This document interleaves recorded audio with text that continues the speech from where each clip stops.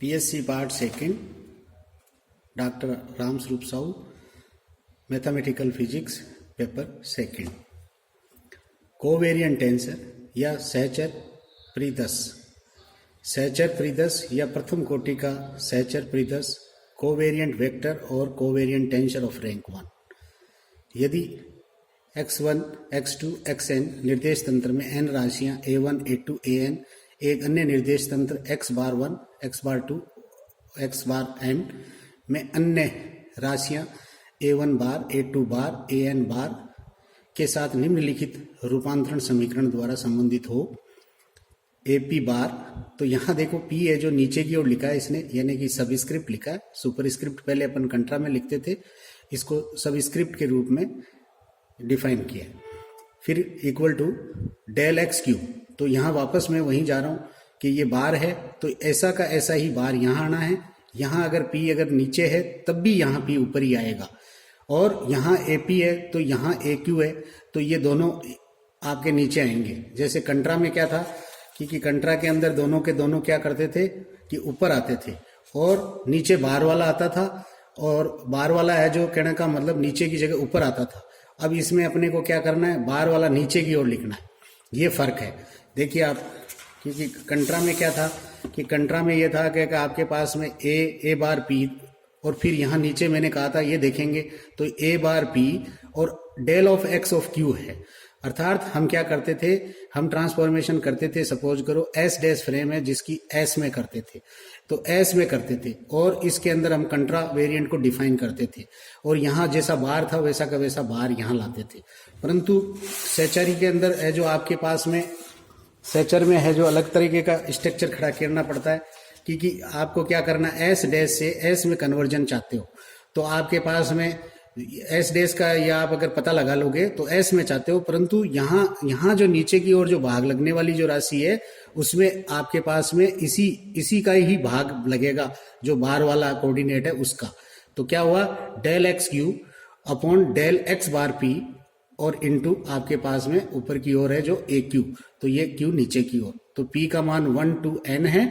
और आपके पास में ये, वैसे मैंने पहले भी कहा था आगे भी कि ये ऊपर चढ़ेगा तो ये इसके साथ में इसको और इसको दोनों को एक दूसरे को ये मर्ज कर देंगे, तो कोई जो भी कोई जीवमी वेक्टर आएगा तो वो जीवमी वेक्टर है जो आपके पास में एक ऊपर इंडिसेज आएगी, एक नीचे आएगी, तो ये अपने आप ही कहने का मतलब मिक्स टेंसर हो जाएगा। और यहाँ AQ है तो एक इंडिसेज इसके साथ कैंसिल होएगी, तो कौन सी कैंसिल होएगी, क्योंकि ये जाएगा कहने का मतलब नीचे, तो नीचे वाली तो कैंसिल होएगी नहीं, ऊपर वाली कैंसिल होएगी। तो ये राशियां सहचर प्रतिदस, सहचर सदिश या प्रथम कोटि के परिदस कहलाती है। त्रिविमीय आकाश में इसके 3 की पावर 1 या 3 घटक होते हैं, अतः ये राशियां सदिश राशियां होती है। अब देखिए रैंक 2 में आपको अभी दोनों कंट्रा, अभी तो केवल ये कोवेरिएंट को ही बता रहा है, तो कोवेरिएंट ही में वापस देखिए आप कि एक्स बार पी क्यू, तो एक्स बार पी क्यू है तो एक्स बार यहाँ लगाना है, एक्स बार यहाँ लगाना है, को में लगाना है अपने को, तो को में एक्स बार लगाना है तो एक्स बार पी लिख दिया और एक्स बार क्यू लिख दिया। अब अपने को नए इंडिसेज लिखने हैं तो एक्स आर और डेल एक्स एस, तो आपके पास में ये दोनों इंडिसेज यहाँ आर और एस आ जाएंगे। तो ये कह रहा है कि ये आपके पास में सेकंड ऑर्डर है, तो ये राशि द्वितीय कोटि के सहचर प्रतिदस कहलाती है। त्रिविमीय आकाश में इनके n की पावर 2 यानी कि 9 घटक होते हैं। इसी प्रकार उच्च कोटि के सहचर प्रतिदस का रूपांतरण समीकरण भी लिखा जा सकता है। n विमीय आकाश में पीवी कोटि के सहचर प्रतिदस के लिए n की पावर p आपके पास में घटक होते हैं। जितने आपने यहाँ जो पॉइंट लिखे हैं उनको ही आप क्या कीजिए, जो आपके पास में पावर है वो आप उसके ऊपर पावर लिख सकते हो।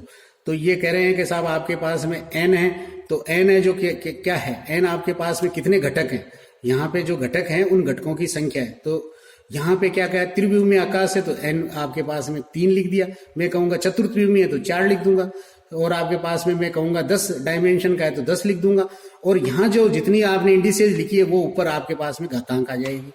अब आता है आपके पास में मिक्स टेंसर, तो मिक्स टेंसर में क्या है, मिक्स टेंसर में मजा आएंगे, क्यों आएंगे कि दोनों ही आपके पास में देखो यहाँ पे जो बदलाव आएगा वो आएगा, क्योंकि आपके पास में ए बार आर यानी एस डैश से एस में कन्वर्जन है, तो ए बार आर और ए बार आपके पास में एस आर कहते हैं इसको, तो ए बार एस आर, तो एस है जो सबस्क्रिप्ट है और आर है जो सुपरस्क्रिप्ट है, तो एस है जो तो बाहर में आ जाएगा। क्यों? क्योंकि ये कोवेरिएंट है यानी सहचर है। और आर है जो कहने का मतलब आपके पास में क्या आएगा, ऊपर की ओर आएगा बाहर वाला, ये कंट्रा है। तो अब आपके पास में एक नीचे की ओर आपको एक्स्ट्रा डेरिवेटिव करना है, तो डेरिवेटिव करना तो एक्स्ट्रा आपको इंडिसेज खुद को चूज करनी है, तो मैंने पी चूज कर ली। और इसके साथ में एस के साथ में मैंने बार एस चूज कर लिया, तो मेरे को एक एक्स्ट्रा इंडिसेज चूज करनी है, तो मैंने क्यू चूज कर ली। तो देखिए ये आपके पास में जो मैंने ऊपर लिखा है वो का वही इसने लिखा है कि ये पी नीचे, तो del X Q upon del X bar P. तो यहाँ क्या किया इसने, यहाँ इसने ये लिखा है सेकंड वाला कि del X Q upon del X bar S. और ये है जो क्या लिखा, ये लिखा इसने कंट्रा आर के लिए लिखा। तो आर के लिए तो बार वाला ऊपर और बिना बार वाला नीचे। तो ये आपके पास में आ गया साहब कहने का मतलब एपी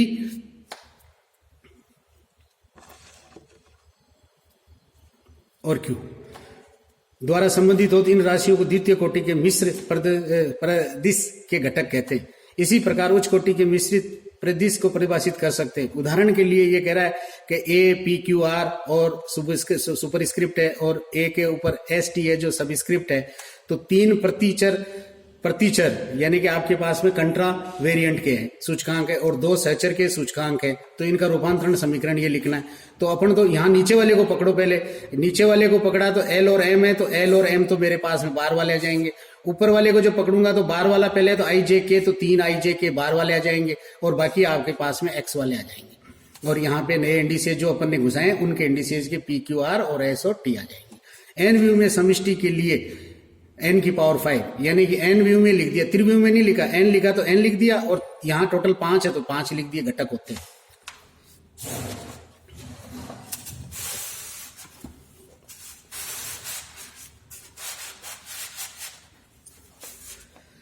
अब ये एक आपके उदाहरण है और ये अच्छा है। सिद्ध करो कि कोनिकल डेल्टा द्वितीय कोटि का एक मिश्रित प्रदिश होता है। Prove that the conical delta is a mixed tensor of rank 2।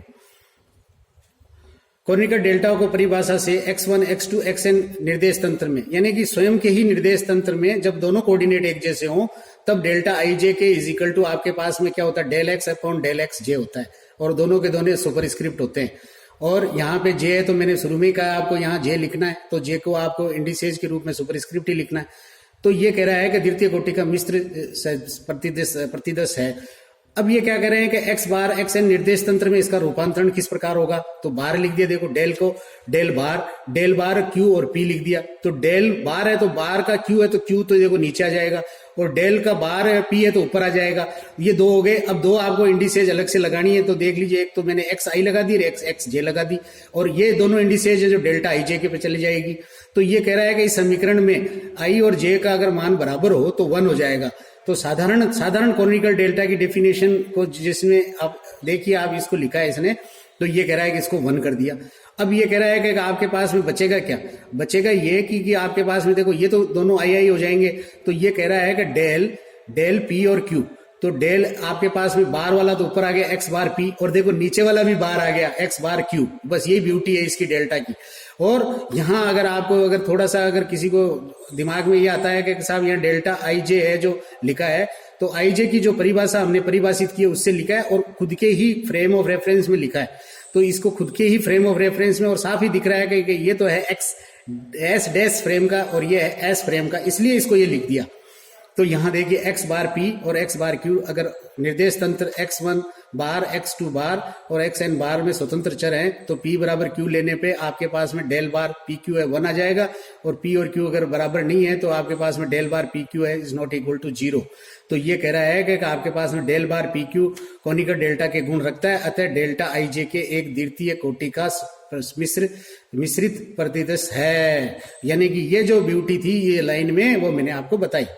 धन्यवाद।